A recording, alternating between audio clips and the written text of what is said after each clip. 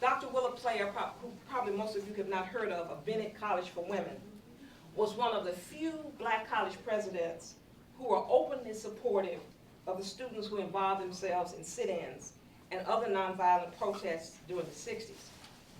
While the historic February 1, 1960 sit-in at Woolworth's in Greensboro, North Carolina, by 4 North Carolina A&T male students is well known and celebrated, the role of Bennett women has been almost absent from that history. Despite President Player being pressured by the Greensboro establishment to curtail student activism on her campus, she continued to support Bennett students. 5 months later, by July 25, 1960, the desegregation of lunch counters at Crest, Woolworths, and Myers had been accomplished, and the work of the Student Executive Committee for Justice, which had been co-chaired by a student from A&T, Ernest Pitt, and a student from Bennett, Gloria Brown, would go down in history. It is noteworthy that Gloria Brown met almost daily with President Player during the sit-ins to keep her abreast of student plans and also to get her advice. Student demonstrations would continue, including attempts to desegregate movie theaters and restaurants. This aspect of the leadership development of women students at historically black colleges, their involvement in nonviolent struggle, is a saga waiting to be written. A telling but unbelievable aspect of this early civil rights history is this account in Freedom's Daughters. When the anecdotal stories are told about the sit-ins and the Greensboro movement, it is not often noted that at the apex of that struggle to open the city, and this was amazing when I read it, about 40% of the Bennett student body was in jail. And they numbered more than the entire number of students who had been held in jail from around the city. 40% of Bennett students were in jail. President Player's courageous visit to the jail following a massive protest of downtown restaurants in 1963 in order to encourage students and assure parents that they were safe was unprecedented for a black college president in the South, and very different from the situation at Spelman College where I was with this conservative male president. In keeping with her principles, President Player refused to acquiesce to city leaders who wanted her to order students to return to campus. She even appealed to faculty to provide assignments for students and promised to have final exams in jail if necessary. 2 months later, in July 1963, Mayor Schenck announced the desegregation of all public businesses in Greensboro.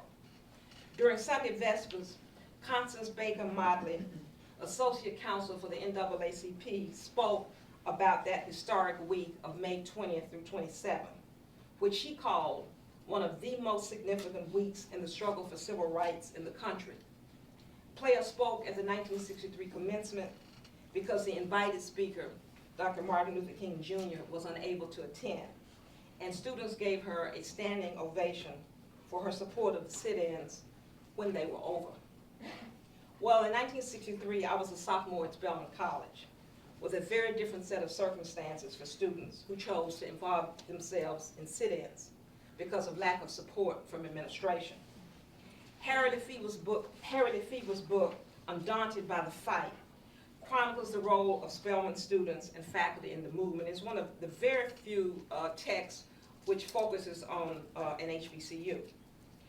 Rather than speak about the decade of the 60s at Spelman in general, which I could do, I want to celebrate the life of Ruby Doris Smith Robinson, another unsung hero of the movement.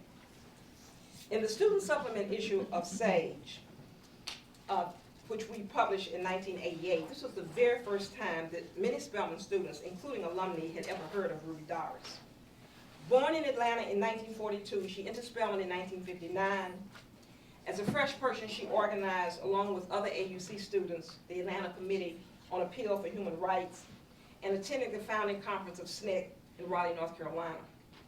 She was also one of the original freedom riders to arrive in Jackson, Mississippi, which resulted in her being jailed in Parchman Penitentiary, a horrible place, for 42 days. Later, she spent 31 days in Rock Hill, South Carolina, after a February 1961 demonstration. In 1963, she withdrew from Spelman to work in the movement as a SNCC volunteer, and 3 years later, in 1966, she was elected executive secretary, becoming the first and only woman to hold the top leadership position in SNCC, or any civil rights organization for that matter, and not another one has emerged. She returned to Spelman in 1964 to complete the bachelor's degree and graduated in 1965. 2 years later, in January 1967, she became terminally ill and died of cancer on October 7, 1967, at the tender age of 25.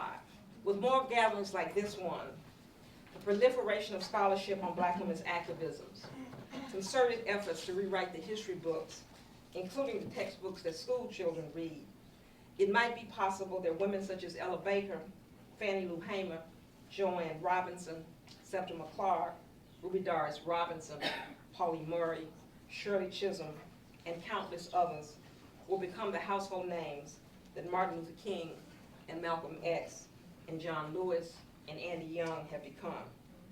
More importantly, when a fuller history of Black women's activism is written, young women and men will understand more clearly the joys of struggle, the importance of lifelong commitments to social justice, and the irresistibility of revolution, all of which the life of Shirley Chisholm represents.